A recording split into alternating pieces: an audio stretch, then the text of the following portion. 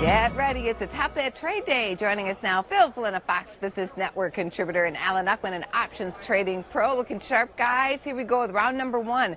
Boom Buster. The president doesn't want the Fed to continue to raise rates. What do you guys think? I am extremely happy. You are? Higher rates are a sign of a recovering economy. 70% of the time over the last 60 years, rising rates mean rising stocks. So out of these last 60-some years, there have been 14 periods of rising rates.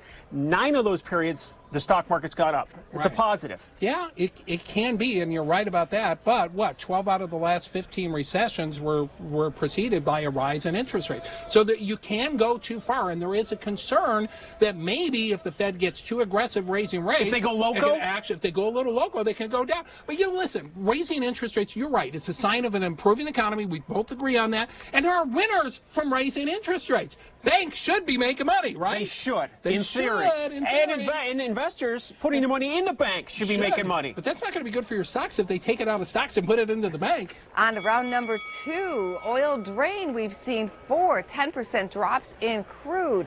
Is it different this time, or is it the same old drill? I think it's the same drill, because if you would have drill, I get it. Oil drill. Drill. I got it. Very clever. All right, good. Go ahead. Come on. Go ahead. Bottom line is that this time is not different than the other breaks. Every other break has been a buying opportunity. And it rallied to new 4-year highs each and every time. And part of the reason why oil prices are going down right now is because Saudi Arabia says they're going to pump as much oil as they can.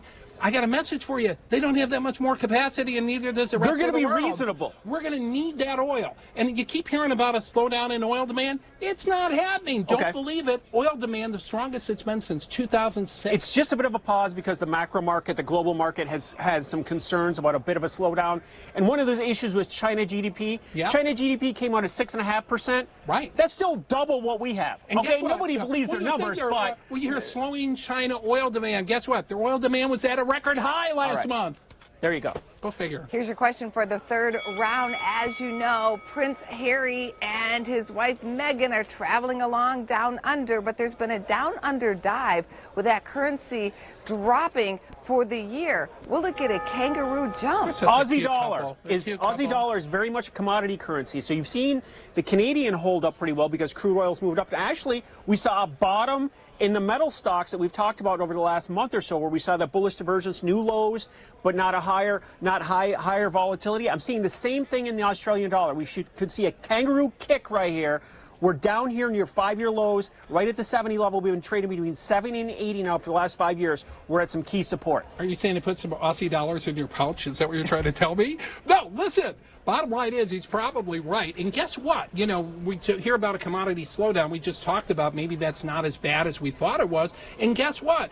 If Australia is a commodity export and their currency is weak, other countries are going to buy a lot of their stuff, eventually bringing back. And they've been hurt by China. They've been hurt by China. So I think China may be a little bit overdone. So we'll have to see if that ever gets sorted out. That helps China, and therefore the corollary, it's going to be helpful to Australia. Absolutely. As you know, Halloween is coming up. So here's your bonus round question for today. Google is paying attention to costume searches. What is the phony one on the list? Is it Fortnite, pirates, vampires, or traitors? Traitor. Doesn't exist. That costume does not exist. Gotta go with it. The answer is indeed traitors. We finally win. We finally win. I had to make it easy for you. The house has been winning a lot lately. You have been tough. Well, great job today, guys. Business First AM rolls on right after this break.